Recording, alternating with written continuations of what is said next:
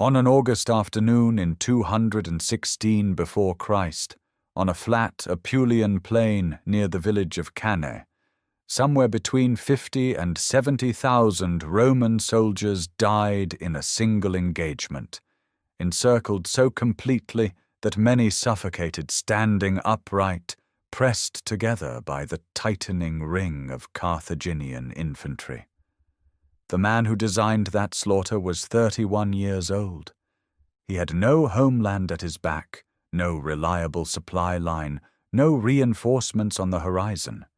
He had only his mind, his oath, and an army that believed in him more than it believed in any city or senate. His name was Hannibal Barca, and for 16 unbroken years he lived on Italian soil as Rome's most terrifying guest, a man the Republic could neither defeat, nor ignore, nor forgive. How did one general, cut off from his own nation, hold the ancient world's greatest military power paralyzed for more than a decade? And what did that impossible war cost him in the end? This is not a summary of famous battles. This is the complete life, told from its true beginning to its lonely conclusion. We will stand in Carthage in the year 247 before Christ, in the household of Hannibal Barca, where a boy not yet 10 years old places his hand on a sacred altar and swears before the god Baal-Hamon that he will never be a friend of Rome. We will follow that boy to the silver mines of Iberia, watch him grow into a commander acclaimed by an army at 25, and march beside him as he leads 50,000 men and 37 war elephants over the Alps in autumn, losing nearly half of them to snow, starvation, and hostile tribes before descending into the Po Valley with just enough survivors to change the world.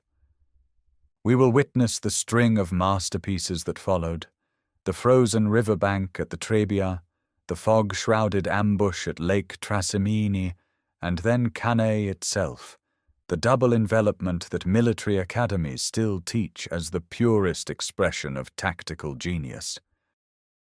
We will see the alliances he forged and the allies who failed him, the years of slow erosion as Rome refused to break, the severed head of his brother Hasdrubal thrown into his camp after the Metaurus, and the long, bitter retreat that ended with his recall to Africa and his defeat by Scipio Africanus at Zama. But we will also meet the man behind the general, the Greek-educated polyglot who studied under Sosilas of Sparta, the husband of Emilce of Castulo, the leader who lost his right eye to infection in the Arno marshes and never slowed his march, the political reformer who, after losing the greatest war of his age, reinvented himself as a civilian administrator attacking corruption in Carthage.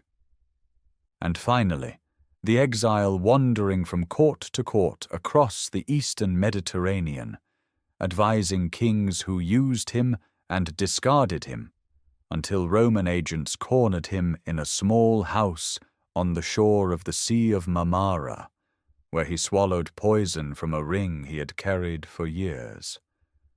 What makes Hannibal extraordinary is not merely his genius, but his solitude.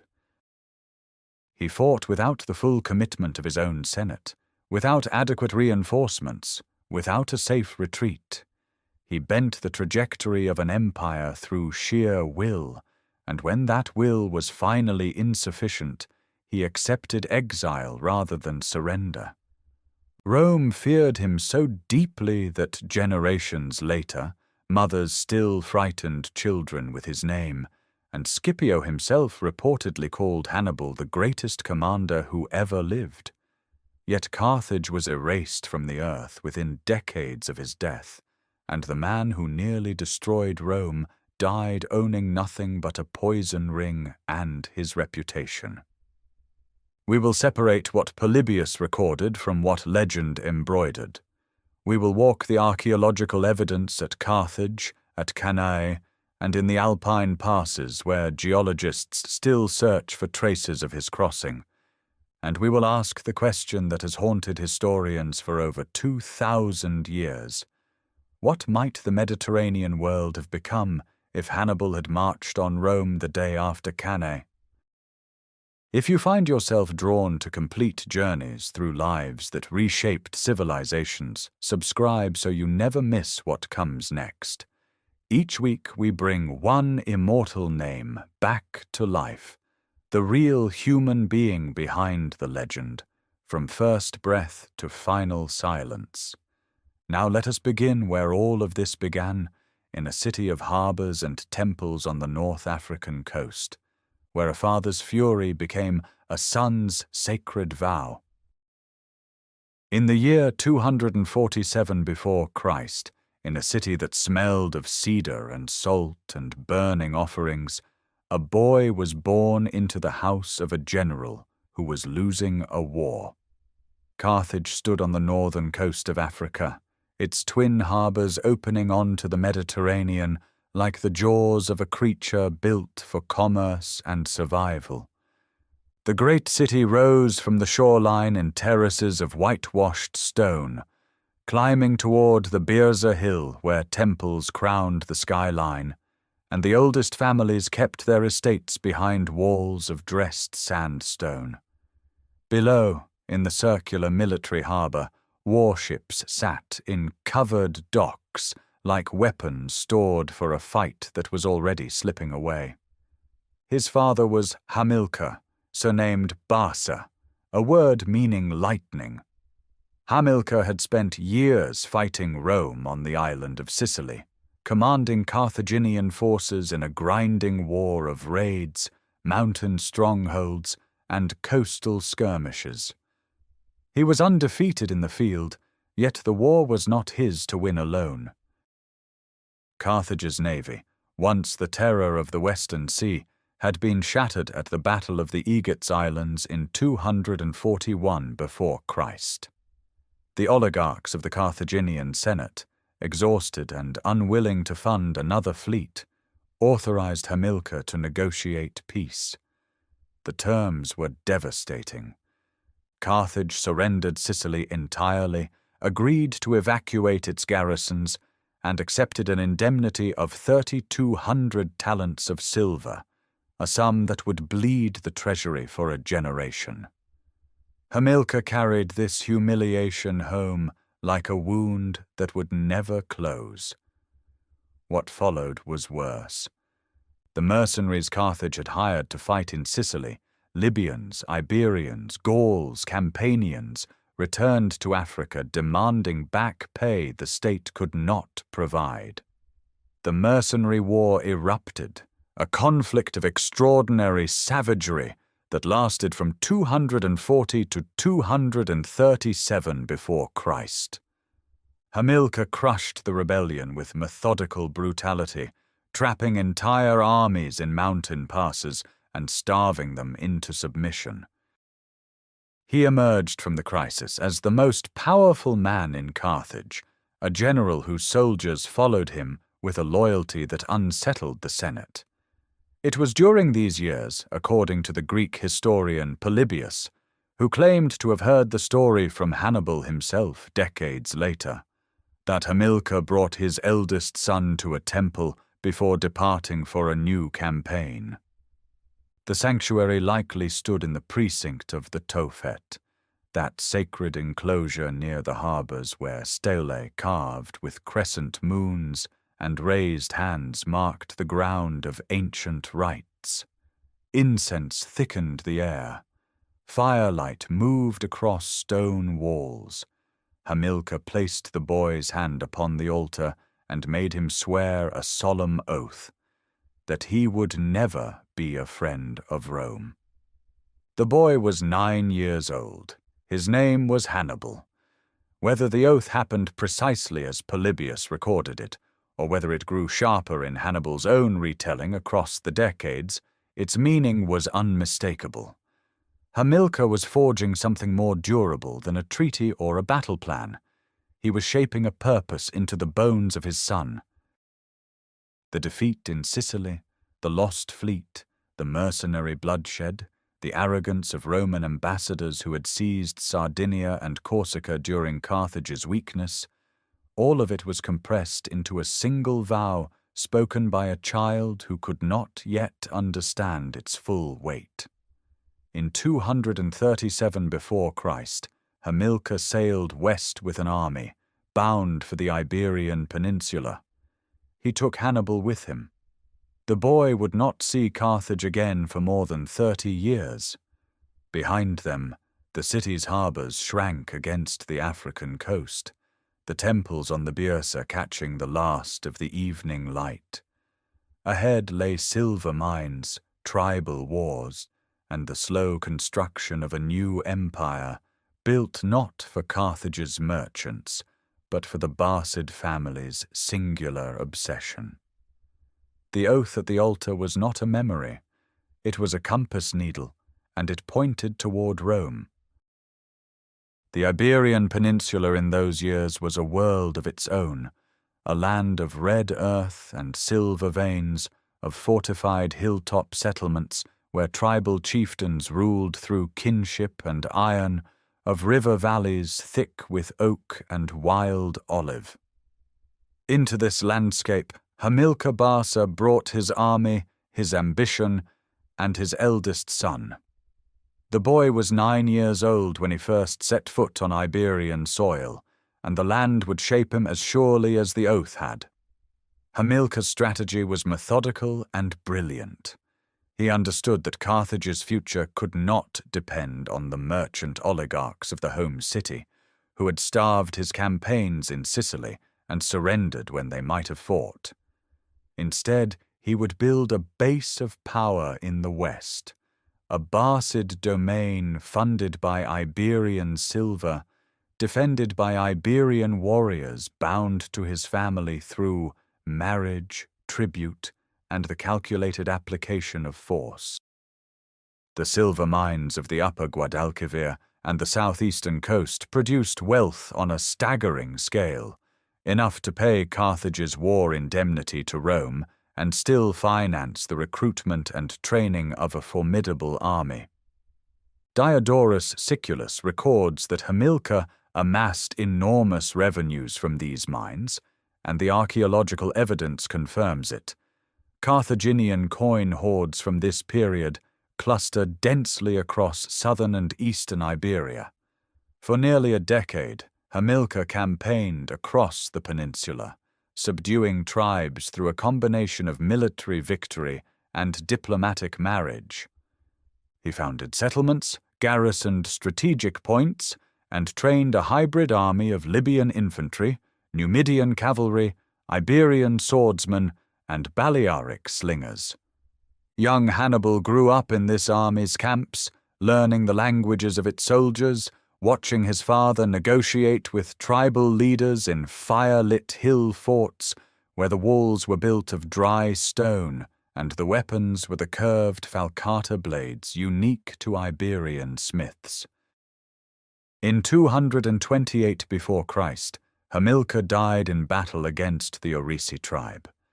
The sources differ on the circumstances. Diodorus says he drowned crossing a river while covering his son's retreat. He was perhaps 50 years old. The empire he had carved from Iberian rock passed to his son-in-law, Hasdrubal the Fair, a man of diplomatic temperament who preferred negotiation to siege. Hasdrubal founded the city that would become the Barcid capital, New Carthage, modern Cartagena, on a peninsular harbour of extraordinary natural defence, surrounded on 3 sides by water and backed by the richest silver mines in the western Mediterranean.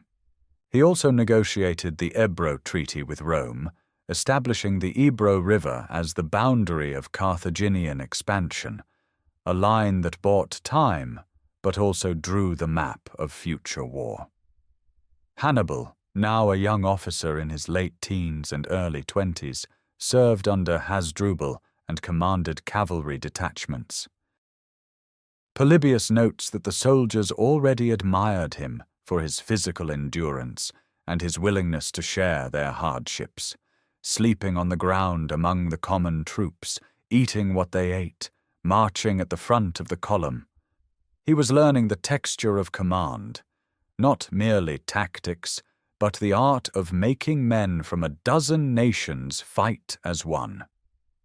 In 221 before Christ, Hasdrubal the Fair was assassinated by a Celtic servant, reportedly in revenge for the execution of a tribal chief. The army did not hesitate. By acclamation, the soldiers chose Hannibal Barca as their commander. He was 25 years old.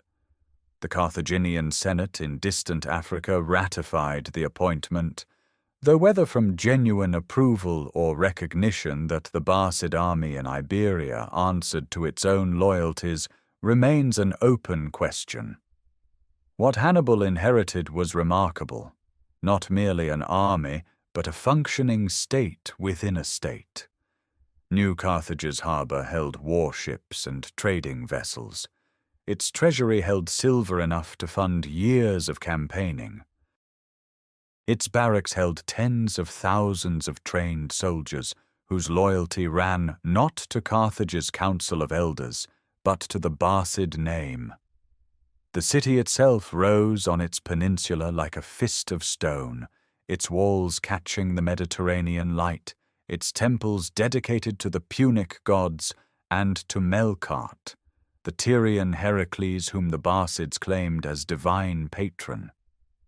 From this seat of power, the young commander looked north toward the Ebro, east across the sea toward the Italian peninsula, and inward toward the oath that had never left him. The instrument his father had spent a decade forging was now in his hands, and he intended to use it. He moved quickly. In the first 2 years of his command, Hannibal drove his forces into the interior of Iberia with a methodical ferocity that left no doubt about his intentions. The academies fell first, their stronghold at Althea taken by storm. Then the Vacae, far to the northwest, whose grain stores and cattle herds could feed an army for seasons. On the return march, a coalition of Carpetani warriors ambushed his column at the Tagus River, tens of thousands of them pouring down the banks into the shallows. Hannibal let them come, then turned his cavalry and elephants loose in the water. The river ran with the dead. By the summer of 220, every significant tribe south of the Ebro had submitted, paid tribute, or been broken. All except one city. Saguntum sat on a rocky spur above the coastal plain, roughly 100 miles south of the Ebro. Its people, the Ars, were Iberian by blood, but bound to Rome by a treaty of friendship, an arrangement that predated the Ebro Agreement and created an awkward contradiction. Rome claimed Saguntum as an ally. Carthage claimed everything south of the Ebro as its sphere. The city stood like a bone lodged in the throat of Barcid Iberia, a Roman listening post embedded in Carthaginian territory. Hannibal understood precisely what besieging Saguntum meant. He sent messengers to Carthage, laying out his case before the Council of Elders. The Saguntines had been meddling in the affairs of neighboring tribes allied to Carthage. They had executed pro-Carthaginian leaders within their own walls. Whether these provocations were genuine or exaggerated, the council gave its approval. In the spring of 219, Hannibal marched his army to the base of Saguntum's hill and began siege operations. The city was formidable. Its walls crowned a narrow ridge, accessible only by steep approaches that negated Carthaginian numbers. The defenders fought with a desperate ingenuity, hurling the phalarica, a heavy javelin wrapped in pitch-soaked tow, set ablaze before it was thrown, down into the siege works. Hannibal himself was struck in the thigh by a javelin during an assault on the walls. He was carried from the field, and for weeks the siege stalled while he recovered. When he returned, he brought battering rams and mining operations against the lower walls, collapsing sections of masonry and sending assault columns into the breaches. Rome did nothing. The Senate sent envoys to Hannibal's camp, demanding he leave Saguntum alone. He refused to receive them. The envoys sailed to Carthage, where the Council of Elders rejected their ultimatum. Months passed. Roman legions were occupied in Illyria, fighting the Second Illyrian War, and no relief force crossed the sea. The Saguntines held on through summer and into autumn, their food exhausted, their walls crumbling section by section. According to later accounts, some citizens chose to burn their possessions and themselves rather than submit. After 8 months of siege, the city fell in late 219. Its surviving population was enslaved. Its wealth, and it was considerable, was distributed among Hannibal's soldiers and sent to Carthage, buying continued political support from the council. The news reached Rome like a blade. In the spring of 218, a Roman embassy stood before the Carthaginian Senate. The senior envoy, Quintus Fabius, gathered the folds of his toga and declared that he held within them both peace and war, and that Carthage could choose. The Carthaginians told him to give whichever he pleased. He let the toga fall and said he gave them war. The chamber erupted in acceptance. The decision was made. But Hannibal had made his decision long before the diplomats spoke their ritual words. Even as Saguntum burned, his quartermasters were calculating grain supplies, his scouts were mapping routes through southern Gaul, and his agents were negotiating passage with Celtic tribes beyond the Pyrenees. The siege had never been an end in itself. It was the match struck against the stone. The fire it lit would burn across the entire western Mediterranean, from the pillars of Melkart to the 7 hills of Rome, and it would not be extinguished for 17 years. In late spring of the year 218 before Christ, the army moved north from New Carthage. Polybius, drawing on sources close to Hannibal himself, records the numbers: roughly 50,000 infantry, 9,000 cavalry, and 37 war elephants. Behind them lay the silver mines and walled cities of Barcid Iberia. Ahead lay a route no army had ever attempted, across the Pyrenees, through the breadth of southern Gaul, over the highest mountains in Europe, and down into the heartland of Rome's power. The Pyrenees came first. Some Iberian troops, learning the true scale of the march, deserted before the crossing. Hannibal let them go.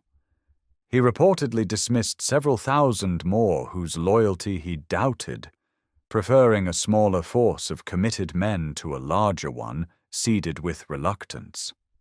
By the time the army descended into Gaul, it had already shed thousands. Southern Gaul was not empty wilderness. It was a patchwork of Celtic tribes, some hostile, some willing to negotiate. Hannibal's agents had gone ahead with gifts of gold and promises. At the Rhône River, near modern Avignon, the army faced its first great obstacle. The river ran wide and fast. Hostile Volcae tribesmen massed on the far bank. Hannibal sent a detachment upstream to cross unseen and strike the Volcae from behind, while the main force launched across on rafts, dugout canoes, and improvised floats. The elephants crossed on enormous platforms covered with earth, so the animals would not panic at the sight of water. Some did panic. Polybius records elephants falling into the river and walking along the bottom with their trunks raised above the surface like breathing tubes. A Roman force under Publius Cornelius Scipio had landed at Massalia, modern Marseille, hoping to intercept Hannibal. But the Carthaginian moved faster. By the time Scipio reached the Rhone crossing site, he found only the cold ashes of abandoned campfires. The Romans had missed their quarry by days. Then came the Alps. The exact route remains debated by scholars and geologists to this day. Candidates include the Col de Clapier, the Col du Mont Cenis, and others. What the sources agree upon is the horror of the passage. It was October. Snow already covered the higher elevations. The paths were narrow, crumbling, and often no wider than a single file of men. Mountain tribes rolled boulders down onto the column from above. Ambushes struck at night. Pack animals slipped on ice and tumbled into gorges, taking supplies and men with them. The elephants, bred for the warmth of North Africa, struggled on frozen rock. Hannibal himself walked among his troops, urging them forward, pointing toward the plains of Italy visible on clear days from the highest passes. The descent proved worse than the climb. A landslide had destroyed a section of the path. Livy describes soldiers using fire and sour wine to crack boulders blocking the way. A detail some modern historians question, though the desperation it conveys is not doubted. Men and animals stumbled downward through fog and exhaustion, starving, frost-bitten, their ranks thinning with every mile. When the army finally emerged into the Po Valley of northern Italy, it was a ghost of what had departed New Carthage 5 months earlier. Of the 50,000 infantry, roughly 20,000 remained. Of the 9,000 cavalry, perhaps 6,000 survived. Many of the elephants still lived, though they would perish in the months ahead from cold and disease. Nearly half the army had been consumed by the mountains, killed by tribesmen, by falls, by cold, by hunger, by the sheer indifference of stone and ice to human ambition. Yet the survivors who stood in the autumn light of the Italian plain were hardened beyond anything Rome had ever faced. They were Libyan spearmen, Numidian horsemen, Iberian swordsmen, Balearic slingers, men drawn from across the western Mediterranean, bound not by citizenship, but by loyalty to one commander and the promise of plunder. They had crossed what no army was supposed to cross. The Romans had expected to fight Hannibal in Spain, or perhaps in Gaul. Instead, he stood inside Italy itself, and the nearest Roman legions were days away, unprepared for what was coming. The war Rome thought would be fought at a comfortable distance had arrived at its doorstep. The first Roman blood fell within days. Publius Cornelius Scipio, father of the man who would one day defeat Hannibal, had rushed his cavalry forward to the banks of the Ticinus River to reconnoiter this impossible army that had materialized from the mountains. In November of 218 before Christ, the two forces met in a cavalry skirmish that was less a battle than a revelation. Hannibal's Numidian horsemen swept around the Roman flanks with a speed that Scipio had never encountered. The consul himself took a lance wound and was carried from the field, saved, according to later tradition, by his teenage son. It was a small engagement, but its meaning was enormous.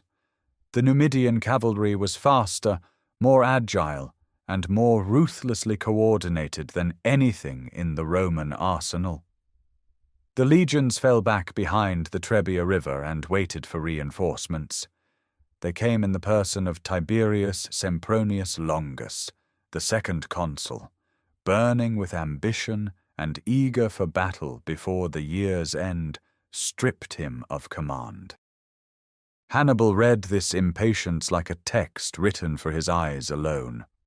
On a freezing December morning, he sent Numidian riders across the Trebia to harass the Roman camp at dawn, drawing Sempronius into pursuit.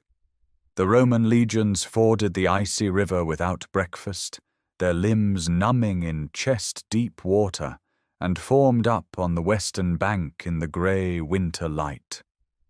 Hannibal's centre absorbed their advance, Gallic and Iberian infantry bending but not breaking, while his cavalry destroyed the Roman horsemen on both wings. Then the trap closed. His brother Mago, hidden since before dawn in a brushy ravine with 2,000 picked men, struck the Roman rear. The legions collapsed inward. Thousands drowned in the Trebia trying to retreat. Perhaps 2/3 of the Roman force was destroyed. Rome still did not understand what it faced. Spring brought a new consul, Gaius Flaminius, a populist politician determined to redeem Roman honor.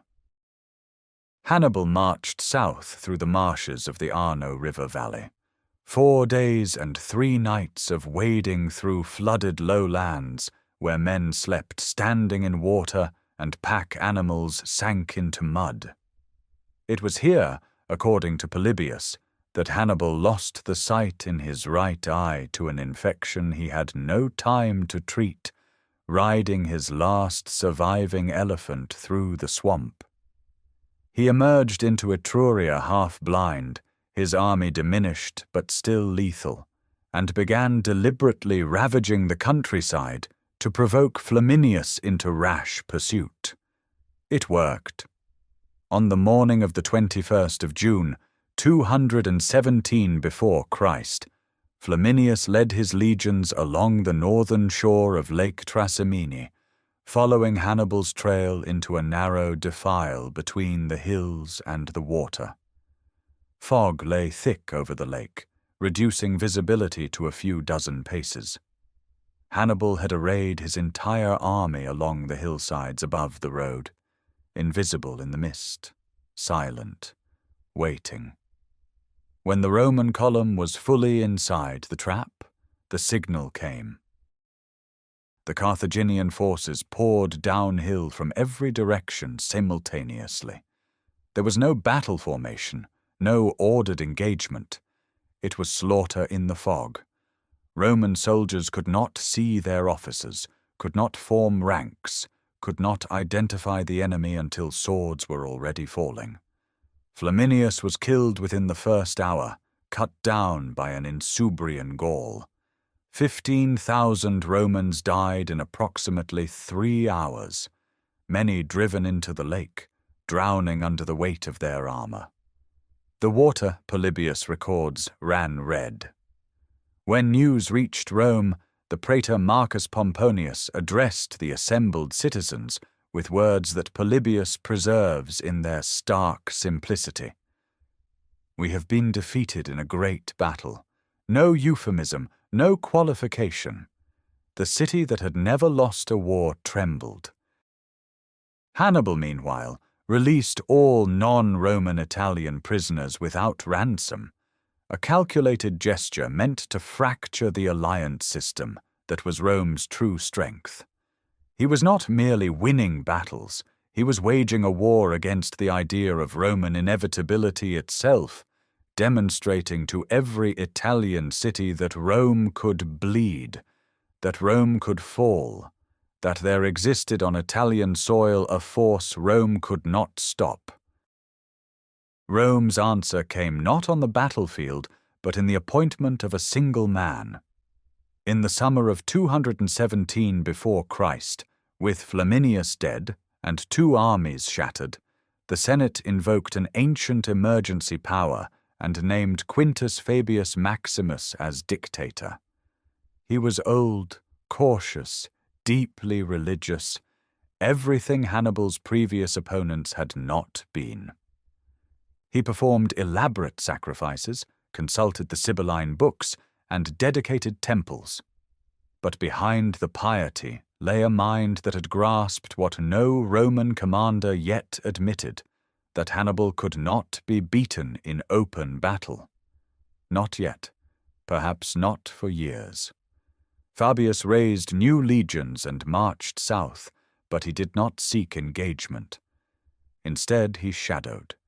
His army moved along the ridge lines and high ground of Campania and Apulia, always within sight of Hannibal's columns, never descending to fight. He seized the passes, burned crops before Hannibal could harvest them, fortified hilltop positions where cavalry, Hannibal's decisive arm, could not operate. The strategy was deliberate starvation. Deny the Carthaginian forage, deny him battle, deny him the spectacular victory that might finally break Rome's Italian alliances. Hannibal understood immediately. He ravaged the countryside with calculated precision, burning the estates of Roman senators while conspicuously sparing the lands belonging to Fabius himself, a poisonous insinuation of collusion designed to destroy the dictator's political standing in Rome. He drove his army through the rich Falernian plain, gorging on the harvest of Campania, daring Fabius to descend and fight. Fabius held firm, and then he had his chance. As autumn approached, Hannibal found himself boxed in a valley with only narrow passes for escape, Roman forces blocking every exit. It was here that Hannibal deployed one of his most famous stratagems. He ordered 2,000 cattle gathered, had torches tied to their horns, and drove them up the hillsides at night. The Roman guards on the passes, seeing what appeared to be an army moving with lights along the heights, abandoned their positions in confusion. Hannibal's entire force slipped through the unguarded defile in darkness. By dawn, the trap was empty. The episode humiliated Fabius. In Rome, the Senate seethed. The strategy of delay, already mocked as cowardice by the aggressive faction, now seemed not merely cautious but incompetent. Fabius's own master of horse, Marcus Minucius Rufus, openly challenged him, and the Senate took the unprecedented step of elevating Minucius to equal command. Minucius promptly sought battle near Geronium and nearly lost his force in an ambush, saved only by Fabius's intervention. The lesson was clear but politically unbearable. Patience worked, aggression did not, yet Rome's culture of martial honor could not stomach a war fought by avoidance. Through the winter of 217 into 216, Hannibal camped in Apulia. His army needed grain, and he seized the Roman supply depot at Cannae, a deliberate provocation. Rome responded with the largest army the Republic had ever assembled.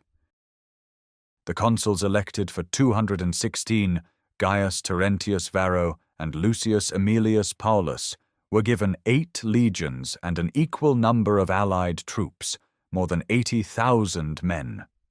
The Fabian strategy was abandoned. Rome would crush the invader by sheer mass. Fabius watched them march south. He had bought Rome a year, time to rebuild, to harden new recruits, to study the enemy. But the Republic's patience had broken before Hannibal's supplies did. The dictator's 6-month term expired, his authority dissolved back into the ordinary machinery of consular politics, and the largest army Rome had ever fielded moved toward a plain in Apulia, where a river called the Aufidus ran through flat, open ground, perfect cavalry country, the very terrain Fabius had spent months avoiding. The shield of Rome was set aside, the sword was drawn, and Hannibal, watching from his camp on the heights above Cannae, had exactly what he wanted. The morning of the 2nd of August, 216 before Christ, broke hot over the Apulian plain. A dry wind blew from the south, the Sirocco, carrying dust into the faces of the Roman lines. Hannibal had chosen his position with care, placing his army so that wind and sun both favored his men. Across the flat ground near the village of Cannae, beside the shallow river Aufidus, the two largest armies the western Mediterranean had yet produced stood facing one another in the early light. The Roman force was staggering. Consuls Gaius Terentius Varro and Lucius Aemilius Paulus commanded roughly 86,000 men, 16 legions with their allied contingents, packed into an unusually deep formation. The Senate's logic was blunt. Mass would overwhelm the Carthaginian center by sheer weight of flesh and iron. The legionaries stood shoulder to shoulder in columns far deeper than standard deployment, a human battering ram aimed at the enemy's heart. Hannibal had approximately 50,000. He arranged them with a geometer's precision. At the center he placed his Iberian and Gallic infantry in a shallow convex arc, a bow bulging toward the Romans. On each flank, set back and angled inward, stood his heavy African infantry, veterans armed with captured Roman equipment. On the left wing, his Iberian and Gallic heavy cavalry faced the Roman horsemen. On the right, Numidian light cavalry screened the allied Italian horse. The battle opened with the cavalry. On the left, the Carthaginian heavy horse smashed through the Roman cavalry in minutes, a brutal close-quarters fight along the riverbank. Then the Roman infantry advanced into the center. The Iberians and Gauls gave ground exactly as Hannibal intended. The convex line flattened, then slowly became concave, drawing the Roman mass deeper and deeper into a pocket. The legionaries pressed forward, believing they were winning, their ranks compressing tighter as the formation narrowed. Then the trap closed. The African infantry on both flanks wheeled inward, striking the Roman columns from the sides. The legionaries, packed so densely they could barely raise their weapons, found enemies on three sides. Behind them, the Carthaginian heavy cavalry, having routed the Roman horse, swept around the rear and crashed into the back of the Roman formation. The encirclement was complete. What followed was not a battle, but a systematic killing. For hours, Carthaginian soldiers cut inward from every direction. Romans in the interior could not fight, could not flee, could barely breathe. Polybius describes men suffocating under the weight of fallen comrades. The Apulian dust rose in thick clouds, mixing with the screams of tens of thousands. By late afternoon, an estimated 50,000 to 70,000 Romans lay dead on a stretch of ground barely 3 kilometers wide. Consul Paulus was killed. 80 members of the Senate perished. The proconsul Servilius fell. 2 quaestors died. The gold rings stripped from the fingers of dead equestrians, Rome's officer class, were later poured onto the floor of the Carthaginian Senate as proof of the scale of destruction. It was the single bloodiest day in Roman military history. More men died at Cannae than in most entire wars of the ancient world. The double envelopment, the deliberate bowing of the center to draw the enemy in while the flanks close like jaws, became the foundational tactical concept studied by commanders for the next 2,000 years.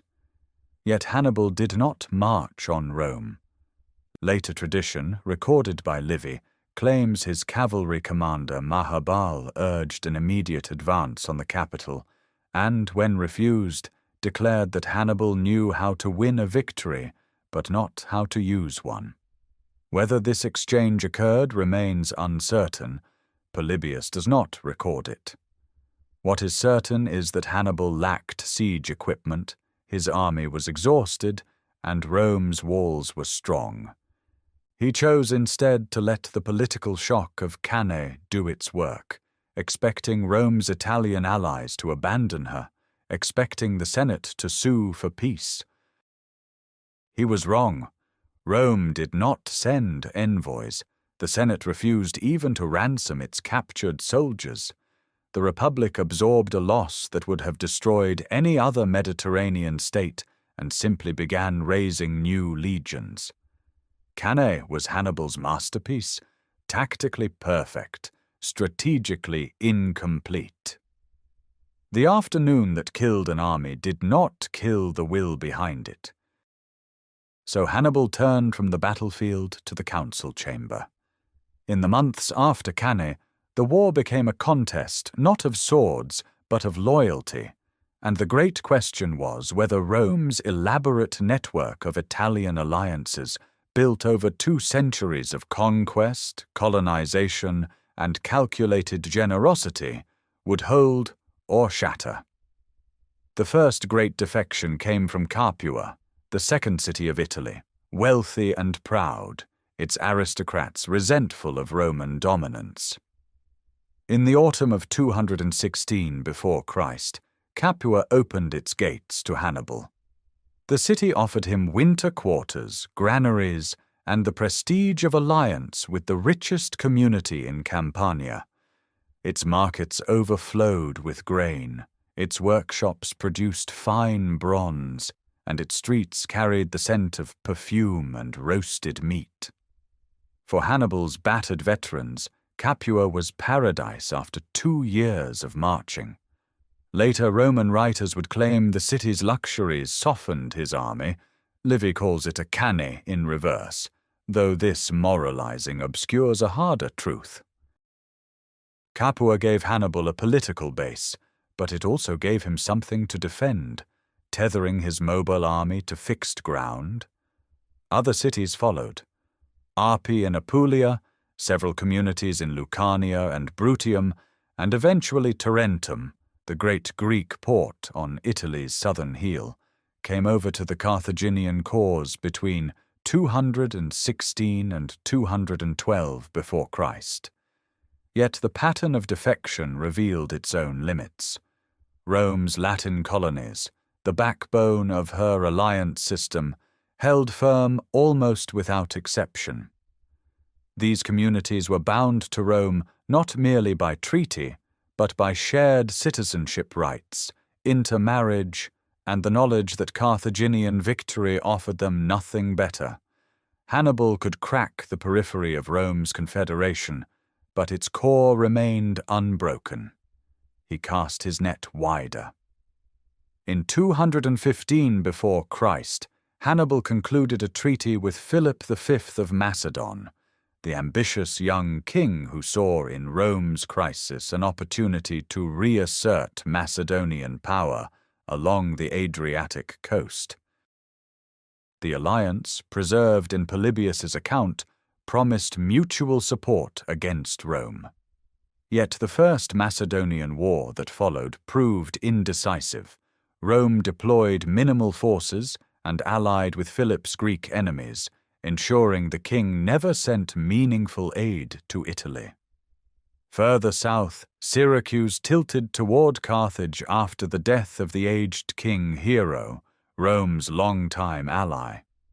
His young grandson Hieronymus reversed the alliance, but was soon assassinated, plunging the city into factional chaos that ultimately left it in the Carthaginian camp. Rome sent Marcus Claudius Marcellus, her most aggressive general, to besiege the city. Syracuse resisted for 2 years, aided by the extraordinary war machines designed by the mathematician Archimedes, great cranes that lifted Roman ships from the water, catapults of precise calibration, and according to later tradition, mirrors that focused sunlight to ignite sails. Whether every device attributed to Archimedes functioned as described remains debatable, but the siege's duration confirms that Syracuse's defenses were formidable. The city fell in 212 before Christ. Marcellus had ordered Archimedes spared, but a Roman soldier killed the old mathematician, reportedly finding him absorbed in geometric diagrams traced in sand. The fall of Syracuse marked the turning point of the alliance game. One by one, the cities that had gambled on Hannibal found themselves besieged, starved, and punished. Rome's strategy was becoming clear, not to defeat Hannibal in open battle, but to strip away his allies, reclaim territory, and reduce him to a general without a country. Hannibal still moved through southern Italy with lethal skill, still won skirmishes and ambushes, still commanded the devotion of his polyglot army. But the diplomatic architecture he had tried to build was crumbling faster than he could shore it up. The war he needed, a coalition war, many fronts overwhelming Roman resources, never fully materialized. Rome fought on every front just well enough, and her will never wavered. By the year 212 before Christ, the war in Italy had become something Rome had never fought before, a grinding province-by-province struggle for every walled town, every hilltop fortress, every grain store in the south. Hannibal still commanded the finest tactical mind in the Mediterranean, but the campaign that had begun with thunderclaps at Trebia and Cannae now settled into the slow rhythm of siege and counter-siege, raid and reprisal, a war measured not in great battles, but in the steady erosion of territory. Capua fell first. The city that had opened its gates to Hannibal after Cannae, that had feasted his officers and dreamed of replacing Rome as Italy's capital, found itself encircled by two full consular armies in 211 before Christ. Roman siege lines, double-ditched and palisaded, strangled the city's supply routes.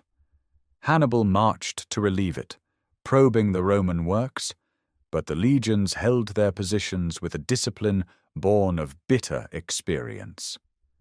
They had learned not to meet him in open ground. So Hannibal made the boldest gamble of the war's middle years. He turned his army north and marched directly on Rome itself. The cry went up through the city's streets, words that would echo through Latin literature for centuries. Hannibal was at the gates. Panic seized the markets and temples, citizens crowded the walls. But Hannibal had no siege train, no supply base, no allies in Latium. He rode close enough to hurl a javelin over the walls, according to later tradition, then turned away. Rome did not flinch. Behind him, Capua surrendered. The Roman punishment was merciless. Senators executed, citizens sold into slavery, the city's political identity erased. Every Italian community watching understood the message. Defection to Hannibal meant annihilation. Tarentum, the great Greek port city that had admitted Hannibal's garrison in 212, held out longer. But in 209, Fabius Maximus, old now but relentless, retook the city through treachery and storm. The garrison was slaughtered. Hannibal arrived too late, his army strung out along southern roads that grew emptier each season. Meanwhile, 1,000 miles to the west, a young Roman commander was rewriting the war. Publius Cornelius Scipio, barely 26, landed in Spain, and in 209, before Christ, captured New Carthage itself, the Barcid capital, its treasury, its hostages, its harbor. The assault came by surprise, soldiers wading through a lagoon at low tide to scale the walls from the seaward side. In a single day, Scipio seized the strategic foundation that Hamilcar had spent years building. Spain, the source of Carthaginian silver and soldiers, began slipping from Barcid control. Back in Italy, Hannibal's world contracted. The hill towns of Lucania and Bruttium became his refuge, remote, poor, defensible, but offering no path to victory. His army, still loyal, still dangerous in the field, lived off a shrinking countryside. Roman commanders, Marcellus until his death in a skirmish in 208, Fabius, and a rotating cast of consuls, avoided decisive engagement. They besieged his allies, intercepted his foragers, and waited. The Italian landscape itself became a weapon against him.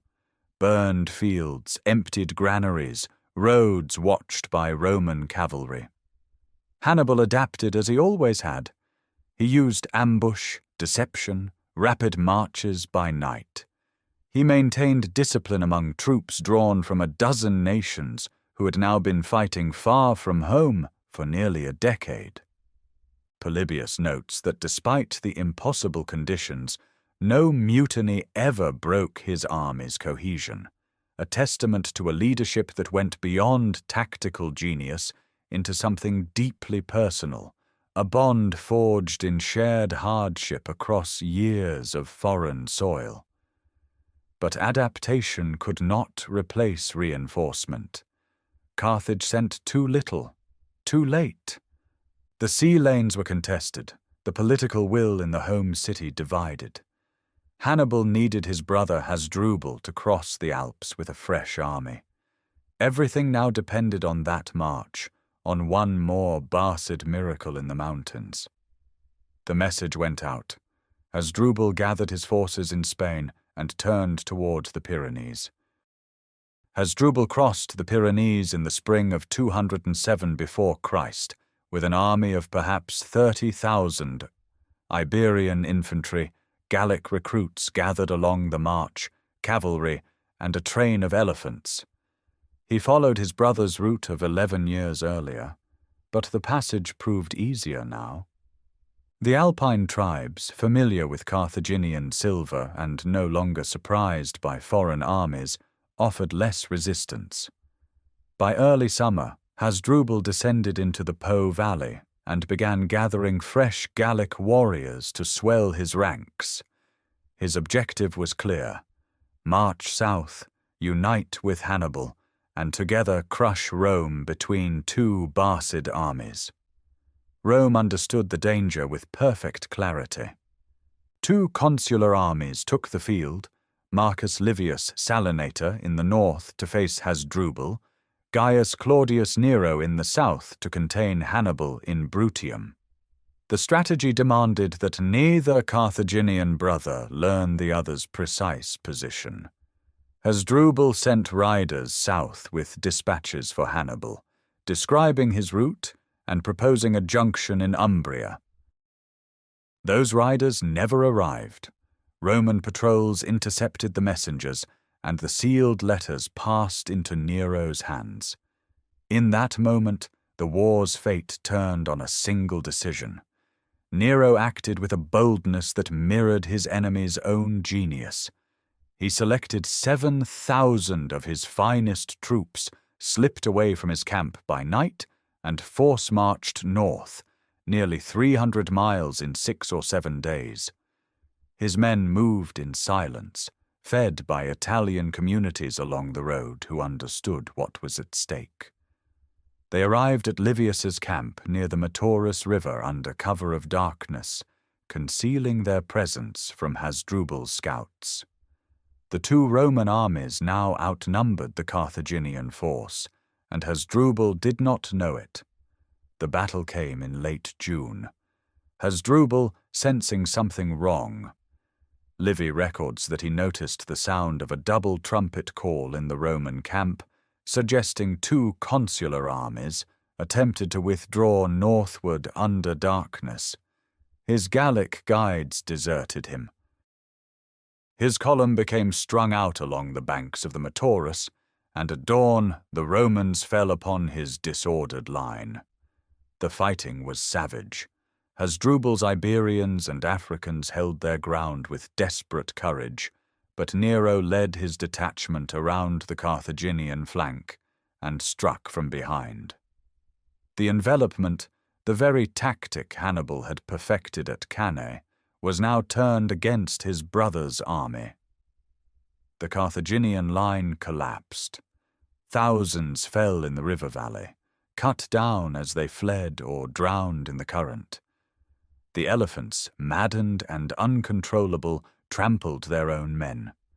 Hasdrubal, seeing the battle lost beyond recovery, rode his horse directly into a Roman cohort and died fighting. Livy writes that he sought death worthy of his father and his brother's name. Nero wasted no hours. He ordered Hasdrubal's head severed from the body, then marched his detachment south with the same impossible speed, returning to his camp before Hannibal even knew he had gone. Days later, Roman horsemen rode to the edge of Hannibal's outposts in Bruttium and hurled the head into the dust before his sentries. The sources differ on what followed. Livy records that Hannibal, looking upon his brother's face, the features swollen, the eyes emptied, spoke words that have echoed through 22 centuries. He recognized in that moment the fate of Carthage itself. The reinforcements would never come. The war he had waged for 11 years in Italy, sustained by will and cunning against a republic that refused to break, had reached its turning point. No fresh army would descend from the Alps. No second miracle would come from the mountains. He withdrew deeper into the toe of Italy, into Bruttium's forests and coastal strongholds, and for the next 4 years he held on, unconquered in the field, yet strategically defeated. The head of Hasdrubal Barca, rotting in the southern Italian dust, marked the moment when Rome's survival became certain and Carthage's long decline irreversible. Behind the general who broke Roman legions, behind the strategist who crossed mountain ranges thought impassable, there lived a man whose inner world the ancient sources reveal only in fragments. Yet those fragments illuminate a figure far more complex than the monster Roman propaganda invented or the marble hero later ages imagined. He was educated in the Greek tradition. His tutor, Sosilas of Sparta, accompanied him not merely through boyhood lessons, but through the Italian campaign itself, composing a history of the war in 7 books, now lost save for a single fragment on papyrus. Hannibal read Greek fluently, spoke it alongside Punic, and according to later sources possessed working command of Latin, Iberian, and perhaps Gallic, the languages of his soldiers, his enemies, and the peoples he moved among for decades. This was no accident. A commander who led Libyans, Numidians, Iberians, Gauls, and Campanians simultaneously understood that language was the first instrument of cohesion. He dictated dispatches, composed dedications at Greek temples, and left bronze tablets inscribed in Punic and Greek at the temple of Hera Lacinia in southern Italy, a bilingual record of his forces and campaigns that Polybius himself consulted. Of his private life, almost nothing survives. Livy mentions Emilce, a woman of Castulo in Iberia, as his wife. A son was born before the march to Italy. After that, silence. Whether Emilce remained in Iberia or returned to Carthage, whether the boy survived to manhood, the sources do not say. The war consumed everything personal. His officers knew a man of extraordinary physical endurance. He slept on the ground among common soldiers, wrapped in a military cloak, distinguished from them only by the quality of his arms and horses. He ate sparingly. He rose before dawn. During the march through the Arno marshes in 217 before Christ, riding the sole surviving elephant, he contracted an infection that cost him the sight of his right eye. Yet he pressed the advance without pause. Polybius, who interviewed men who had known him, portrays a leader of relentless energy, capable of sustained calculation under conditions that would break lesser minds. His cunning became legendary even in his lifetime. He employed disguises, wore different wigs to confuse potential assassins, maintained networks of spies in Roman cities, and devised stratagems that blended theatrical deception with lethal precision. The cattle with burning brands on their horns at Ager Falernus, the forged letters that sowed distrust among Roman allies. Romans called this perfidy. They spoke of punica fides, Punic faith, as a byword for treachery.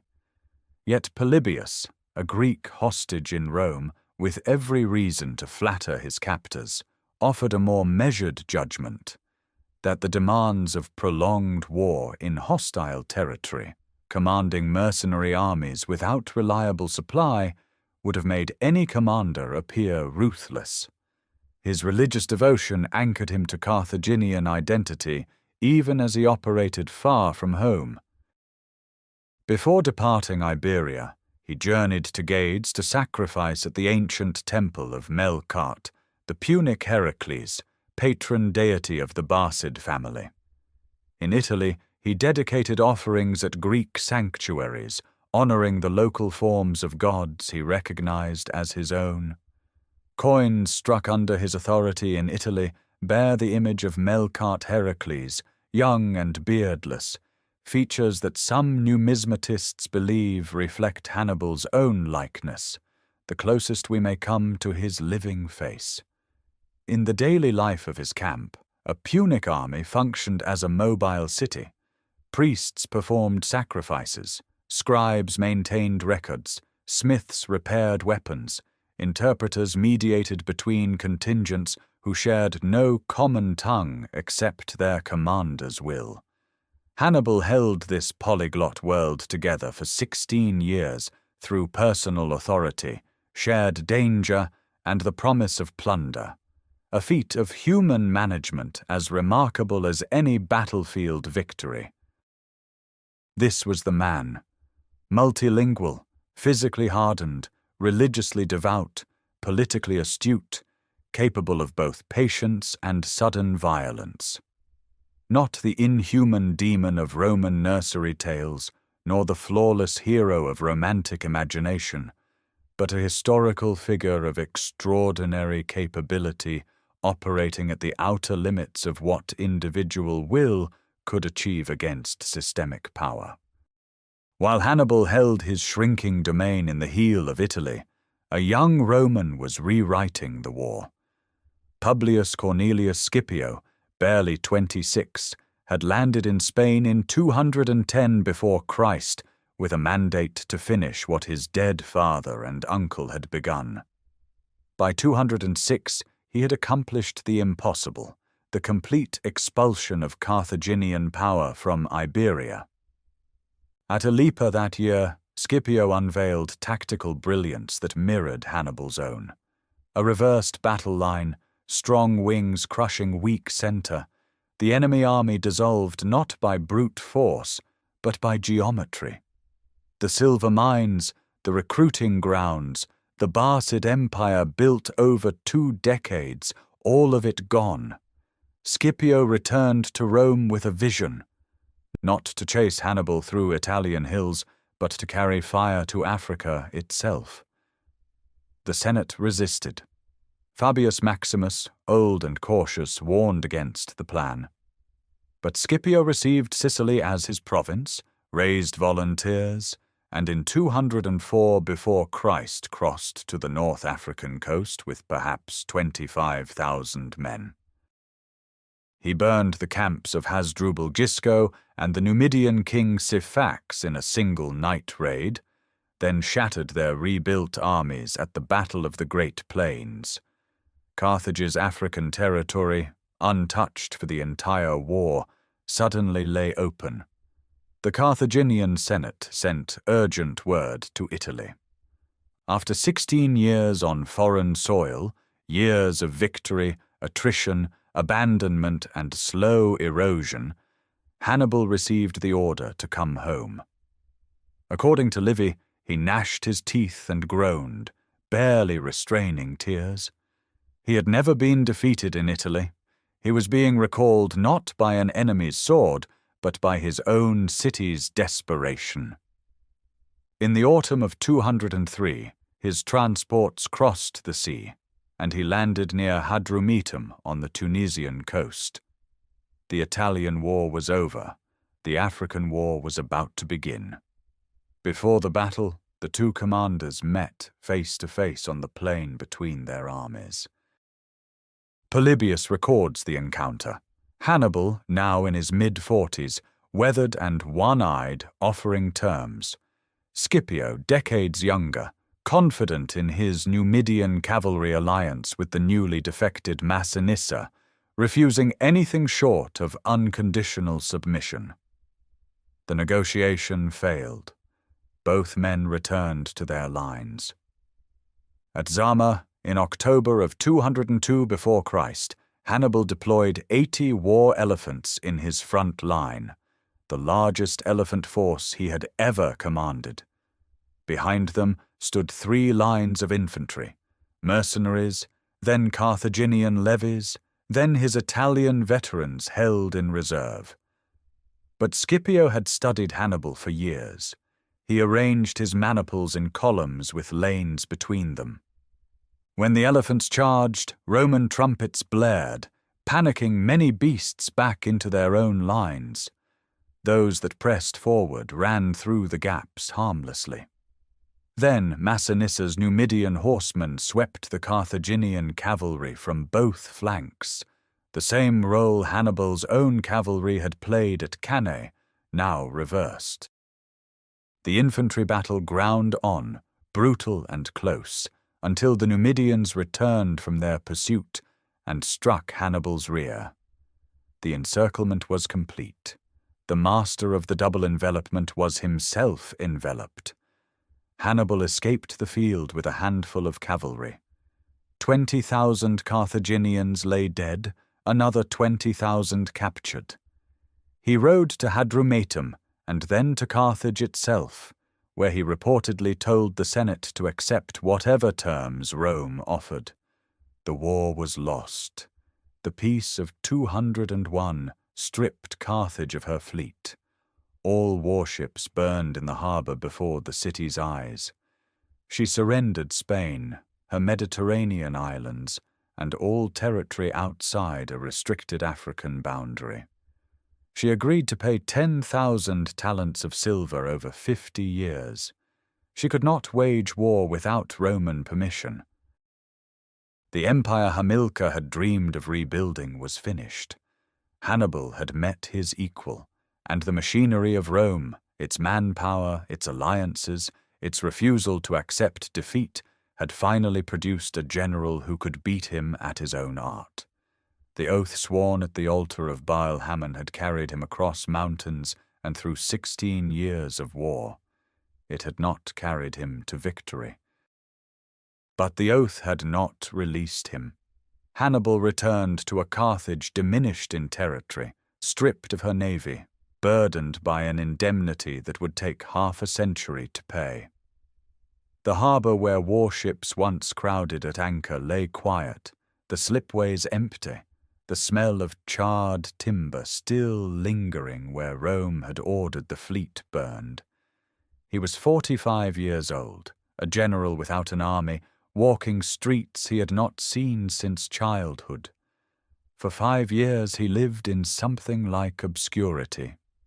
The sources say little about this interval, but Carthage in the aftermath of Zama was a city governed by the same oligarchic council that had starved his campaigns of reinforcements, the same merchant aristocrats who had enriched themselves while soldiers died in Italy.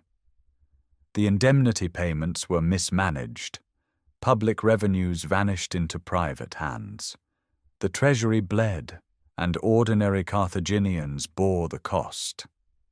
Around 196 before Christ, Hannibal stood for the office of suffete, the highest magistracy in the Carthaginian Republic, roughly equivalent to a Roman consul.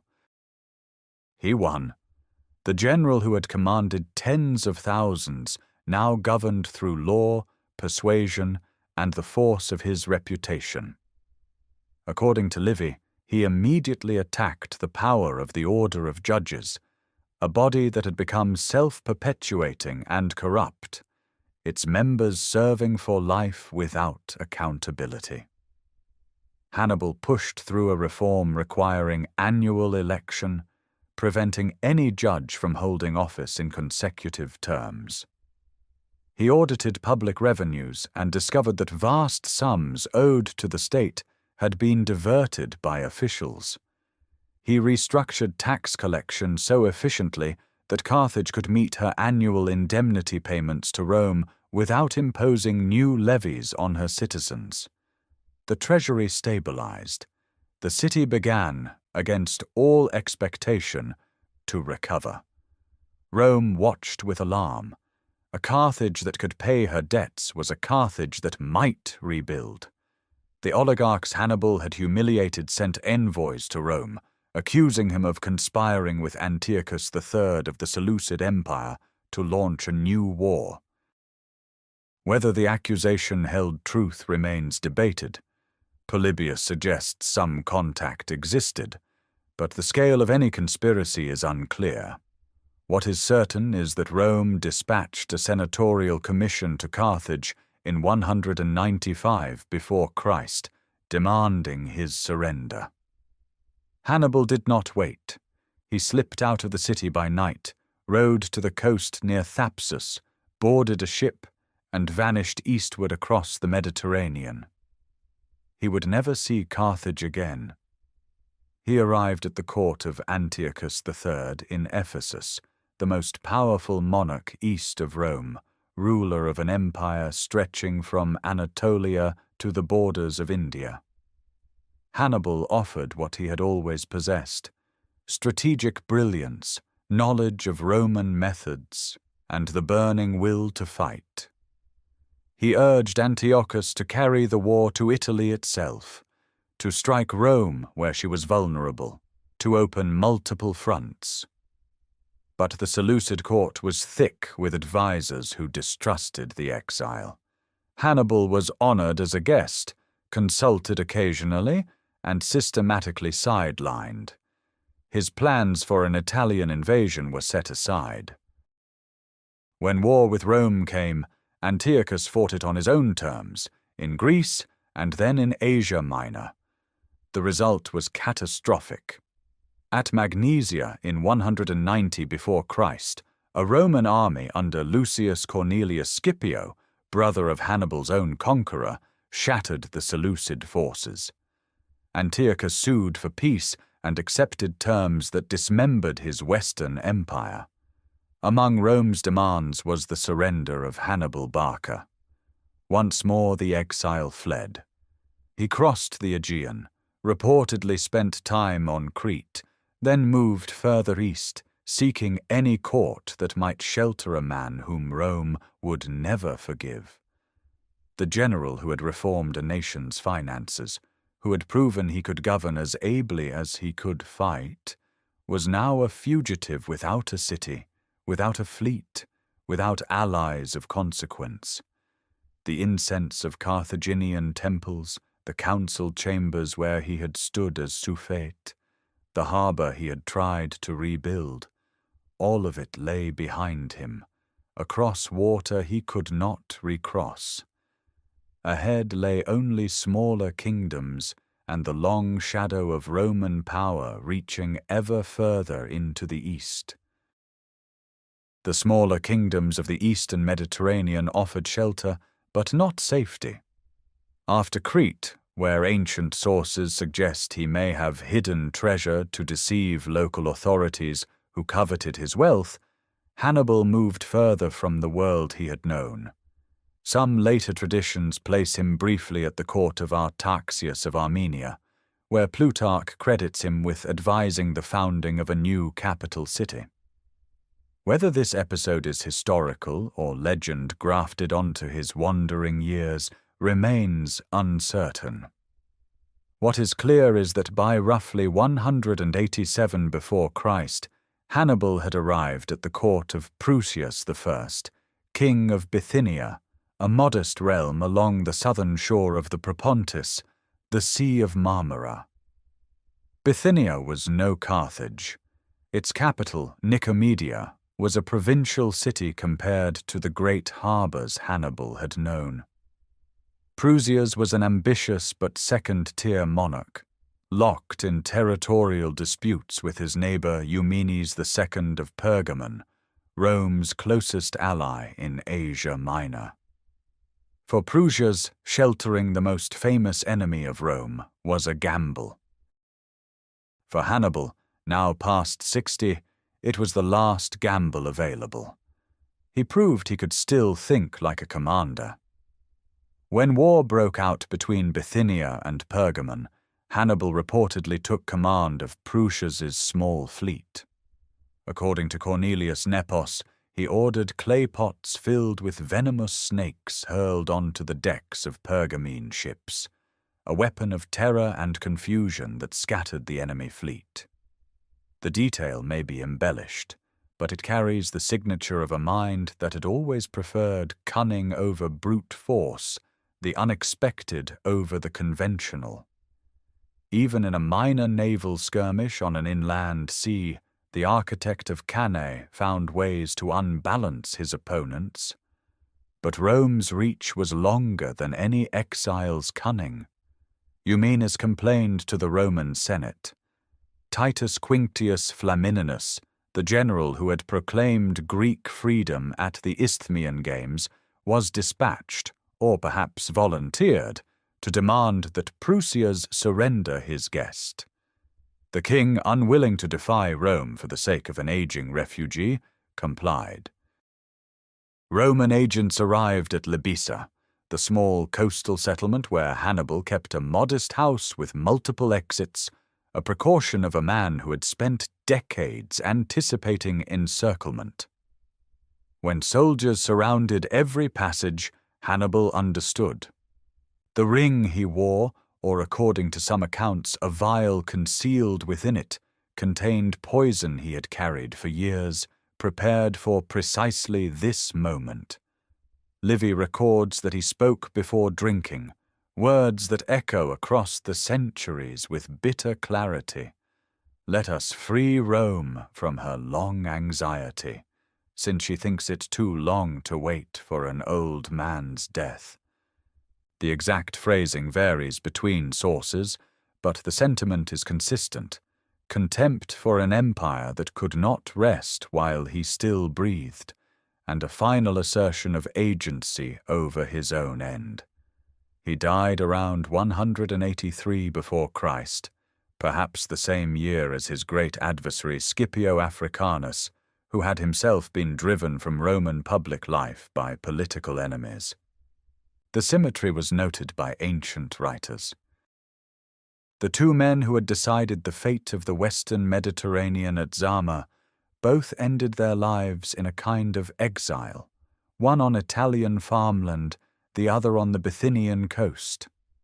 The room at Libissa would have been quiet afterward.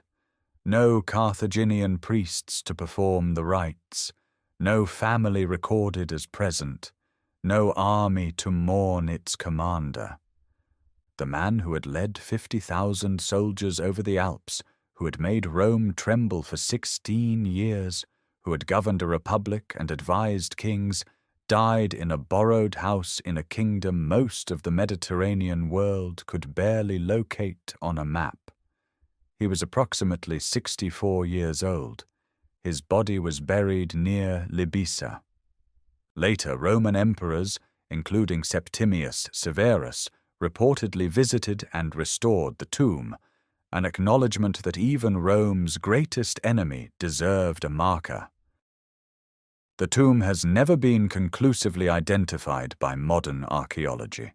Like so much of Hannibal's physical world, Carthage razed, his camps in Italy ploughed under, the Alpine route still debated, the material evidence has been consumed by time. What survived was the name and the fear it carried, and the grudging admiration of every Roman who ever studied the art of war. Within 37 years of his death, the nightmare Hannibal had spent his life trying to prevent descended upon Carthage. In 146 before Christ, Scipio Aemilianus, adopted grandson of the very Scipio who had defeated Hannibal at Zama, breached the walls after a 3-year siege. The city burned for 17 days. Its population was enslaved or slaughtered, its harbor filled with rubble, its libraries scattered to allied Numidian kings. The Barca hill where Hannibal had been born was leveled and rebuilt as a Roman forum.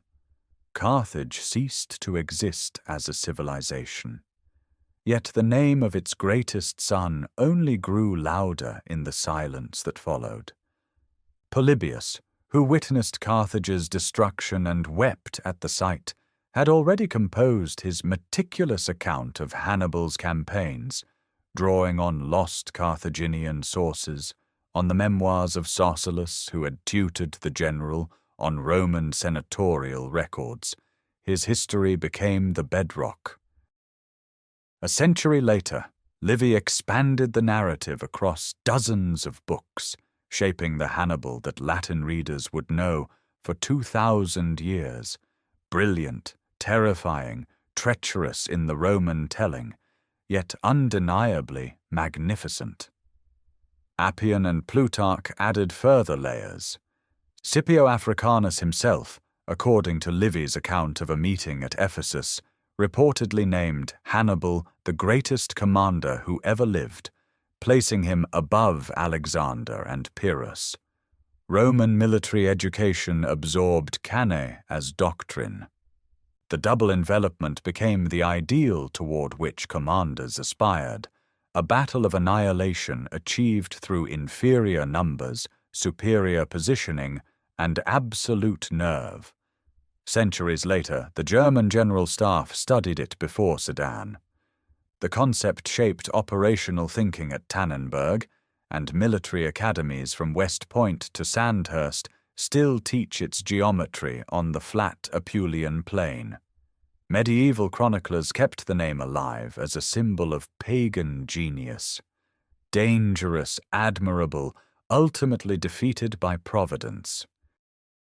Renaissance humanists rediscovered Polybius and debated Hannibal's character with fresh intensity. Napoleon, preparing his Italian campaign of 1796, studied the Alpine crossing obsessively, choosing a different pass but acknowledging the precedent. The comparison flattered him. He invited it deliberately. Modern archaeology has sought the physical Hannibal beneath the literary one. Excavations at Carthage reveal the Tophet sanctuaries where he may have sworn his oath, the harbour installations his father knew, the residential quarters of the Barcid era. Barcid coins minted in Iberia, some bearing a young man's profile that scholars cautiously associate with Hannibal himself, survive in museum collections in Madrid and London. At Cannae, field surveys have recovered weapon fragments and human remains consistent with mass burial. In the Alps, geological analysis of rockfall patterns and peat bog cores along the Col de la Traversette has yielded elevated concentrations of horse dung bacteria dating to approximately 218 before Christ. Tantalizing, if not conclusive, evidence of the army's passage. At Labissa, the tomb remains lost. The coastline has shifted. The borrowed house is dust. What endures is the question his life poses to every age that encounters it. How did one man, denied his nation's full commitment, lacking a secure base, fighting thousands of miles from home, hold the ancient world's supreme military power at bay for 16 years through will, intellect, and the loyalty he inspired in men who followed him across mountains and through decades of war? The sources offer no single answer. They offer instead the shape of a life lived entirely inside an oath sworn at 9 years old, an oath kept to the last swallow of poison in a foreign room beside a sea that was not his own. The fields at Cannae are quiet now. Wheat grows where 70,000 men fell in a single August afternoon. The alpine passes carry tourists where elephants once stumbled through early snow. The harbour of Carthage is a suburb of Tunis. But the name persists, carved into the structure of military thought, woven into the Western imagination as the embodiment of strategic genius set against impossible odds. Hannibal Barca, son of lightning, enemy of Rome, exile, and immortal. Thank you for walking this journey through the life of one of history's most extraordinary figures. If these stories brought the ancient world closer, consider subscribing so you never miss the next chapter when it arrives.